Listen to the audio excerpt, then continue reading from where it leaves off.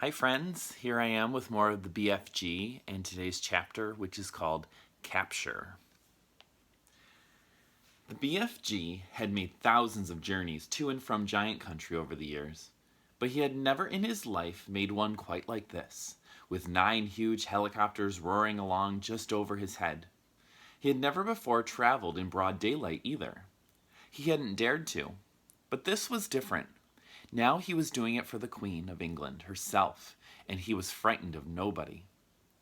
As he galloped across the British Isles with the helicopters thundering above him, people stood and gaped and wondered what on earth was going on. They had never seen anything like it before, and they never would again.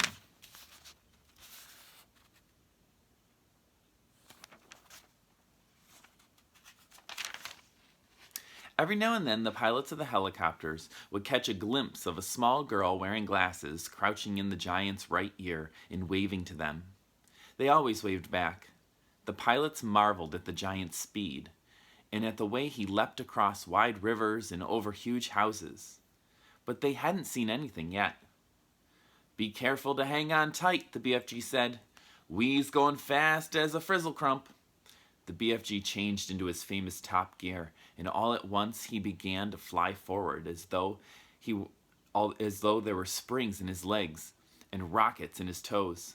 He went skimming over the earth like some magical hop, skip, and jumper, with his feet hardly ever touching the ground. As usual, Sophie had to crouch low in the crevice of his ear to save herself from being swept clean away. The 9 pilots in the helicopter suddenly realized they were being left behind. The giant was streaking ahead.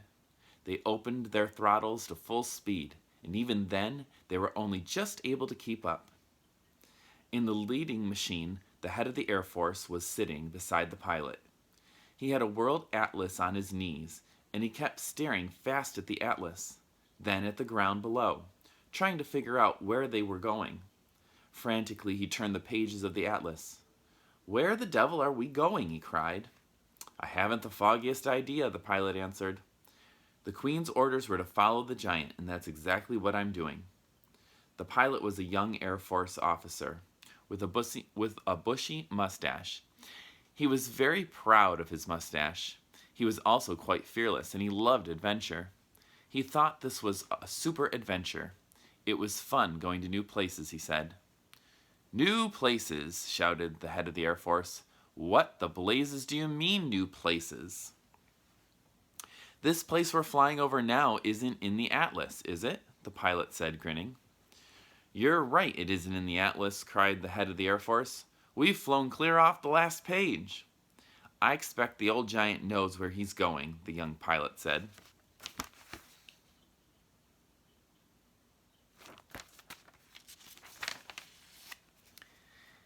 "He's leading us to disaster," cried the head of the Air Force.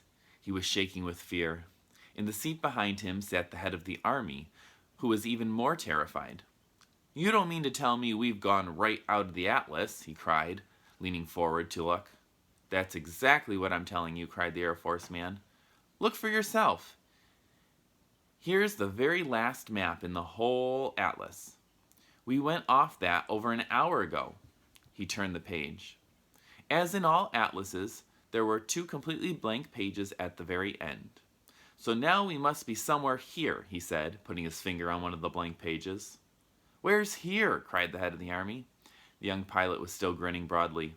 He said to them, "That's why there is always 2 blank pages at the end of every atlas. They're for new countries. You're meant to fill it in yourself." The head of the Air Force glanced down at the ground below. "Just look at this godforsaken desert," he cried. "All the trees are dead and all the rocks are blue." "The giant has stopped," the young pilot said. "He's waving us down." The pilots throttled back the engines of all 9 helicopters, landed safely on the great yellow wasteland. Then each of them lowered a ramp from its belly. 9 jeeps, 1 from each helicopter, were driven down the ramps. Each jeep contained 6 soldiers, and a vast quantity of thick rope and heavy chains. "I don't see any giants," the head of the Army said. "The giants is all just out of sight over there," the BFG told them. But if you is taking these sloshbunkin' noisy belly poppers any closer, all the giants is waking up, and all at once, then pop goes the weasel. So you want us to proceed by jeep, the head of the army said. Yes, the BFG said, but you must all be very hushy quiet. No roaring of motors, no shouting, no mucking about, no piggery jokery. The BFG, with Sophie still in his ear, trotted forward, and the jeeps followed close behind. Suddenly, the most dreadful rumbling noise was heard by everyone. The head of the army went pea-green in the face. "Those are guns," he cried. "There's a battle raging somewhere up ahead of us. Turn back. The lot of you. Let's go back. Let's get out of here." "Pigs, Spiffle," the BFG said. "Those noises is not guns." "Of course they're guns," shouted the head of the army. "I'm a military man. I know a gun when I hear one. Turn back." "Those is just the giants snortling in their sleep," the BFG said. "I's a giant myself, and I know a giant snortle when I's hearing one." "Are you quite sure?" the army man said anxiously. "Positive," the BFG said. "Proceed cautiously," the army man ordered. They all moved on. Then they saw them. Even at a distance, they were enough to scare the daylights out of any soldier. But when they got close and saw what the giants really looked like, they began to sweat with fear. 9 fearsome, ugly, 50-foot-long brutes laid sprawled out all over the ground in various grotesque attitudes of sleep, and the sounds of their snoring was indeed like gunfire in battle.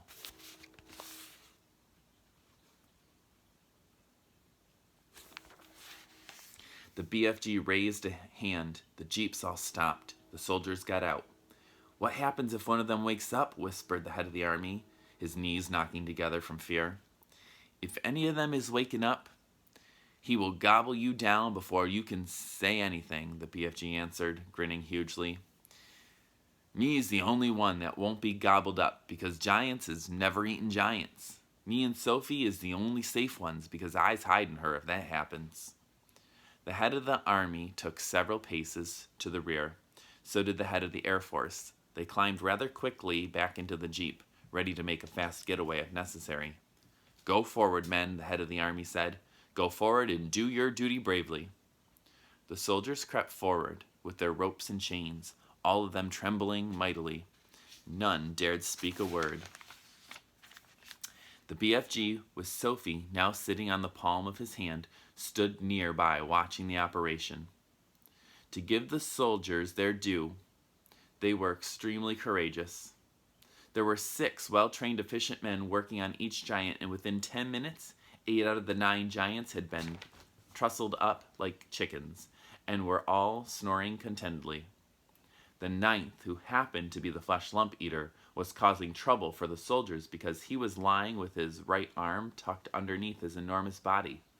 It was impossible to tie his wrists and arms together without first getting that arm out from underneath him.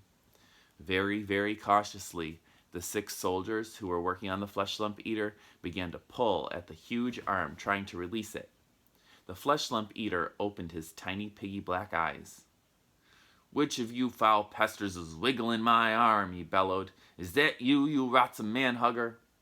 Suddenly, he saw the soldiers. In a flash, he was sitting up. He looked around him. He saw more soldiers. With a roar, he leapt to his feet. The soldiers, petrified with fear, froze where they were. They had no weapons with them. The head of the army put his jeep into reverse. "Human beings," the flesh lump eater yelled. "What is all you flash-bunkin', rotsome, half-baked beans doing in our country?" He made a grab at a soldier and swept him up in his hand. "I's having early suppers today," he shouted, holding the poor squirming soldier at arm's length and roaring with laughter.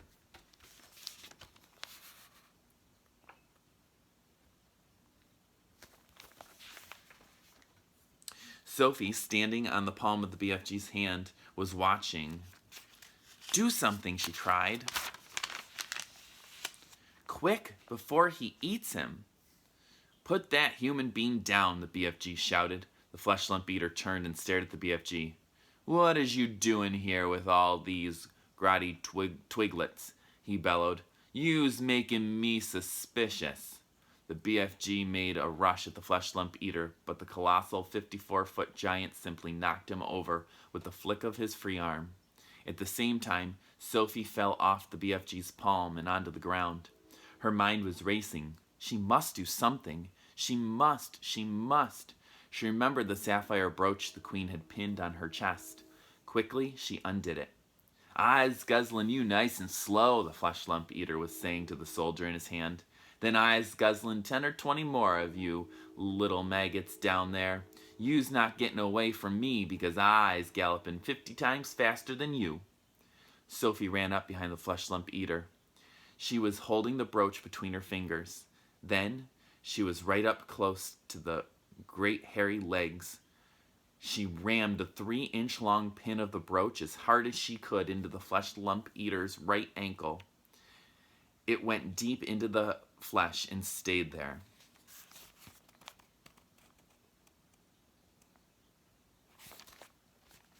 The giant gave a roar of pain and jumped high in the air. He dropped the soldier and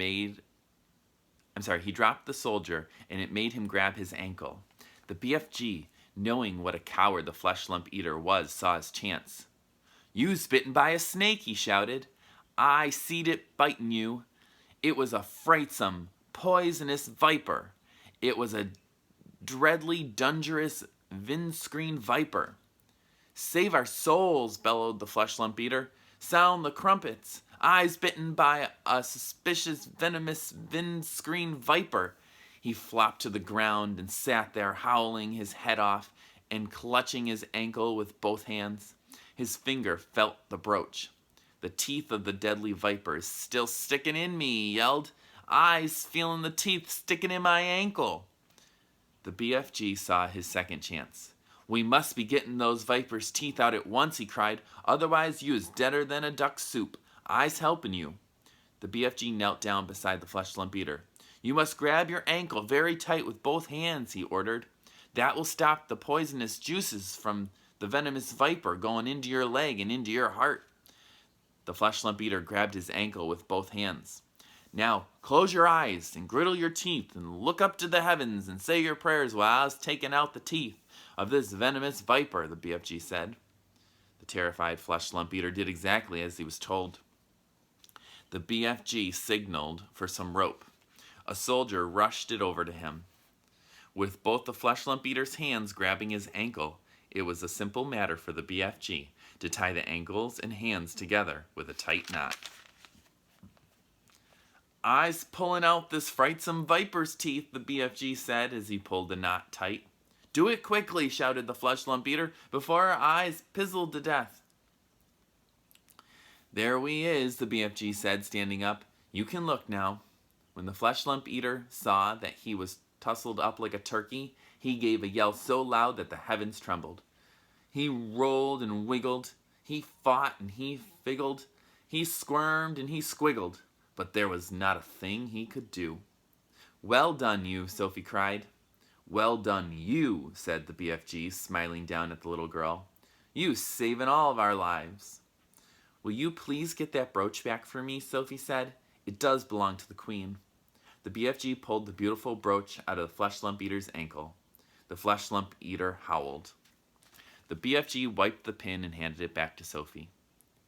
Curiously, not one of the other 8 snoring giants had woken up during this. "When you is only sleeping 1 or 2 hours a day, you is sleeping extra doubly deep," the BFG explained. The head of the Army and the Air Force drove forward once again in their jeep.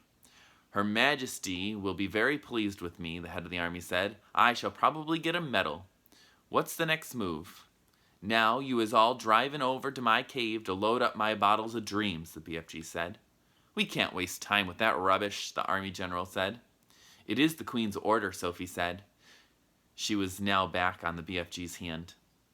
So the 9 jeeps drove across to the BFG's cave and the great dream loading operation began. There were 50,000 jars in all to be loaded up, more than 5,000 in each jeep, and it took over an hour to finish the job. While the soldiers were loading the dreams, the BFG and Sophie disappeared over the mountains on a mysterious errand. Then they came back. The BFG had a sack the size of a small house slung over his shoulder. "What's that you got there?" the head of the army demanded to know. "Curiosity is killing the rat," the BFG said, and he turned away from the silly man. When he was sure that all of his precise dreams had been safely loaded into the jeeps, the BFG said, "Now we's driving back to the belly poppers and picking up the frightsome giants." The jeeps drove back to the helicopters. The 50,000 dreams were carried carefully jar by jar onto the helicopters. The soldiers climbed back on board, but the BFG and Sophie stayed on the ground. Then they all returned to where the 9 giants were laying. It was a fine sight to see them, these great air machines hovering over the tussled-up giants. It was an even finer sight to see the giants being woken up by the terrific thundering of the engines overhead, and the finest sight of all was to observe those 9 hideous brutes squirming and twisting about on the ground like a mass of mighty snakes as they tried to free themselves from the ropes and chains. "I is flesh bunkled," cried the flesh lump eater. "I is spitz wiggled," yelled the child chewer. "I is swag swallowed," bellowed the bone cruncher. "I is goose gruggled," hollered the man hugger. "I is gungle swiped," shouted the meat dripper. "I is flush gungled," shouted the maid masher. "I is slop groggled," squawked the gizzard gulper. "I is crod squinked," yelled the blood bottler. "I is hot muggered," screeched the butcher boy.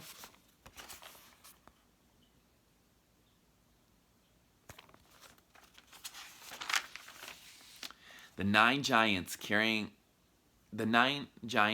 helicopters. Each chose a separate giant and hovered directly over him. Very strong steel hoisters with hooks at the ends of them were lowered from the front and rear of the helicopters. The BFG quickly secured the hooks to the giant's chains.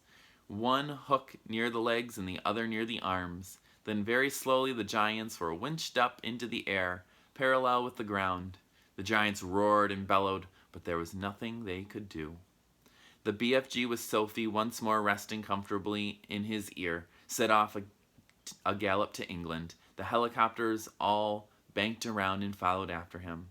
It was an amazing spectacle, those 9 helicopters, winging through the sky, each with a tussled-up 50-foot-long giant slung underneath it.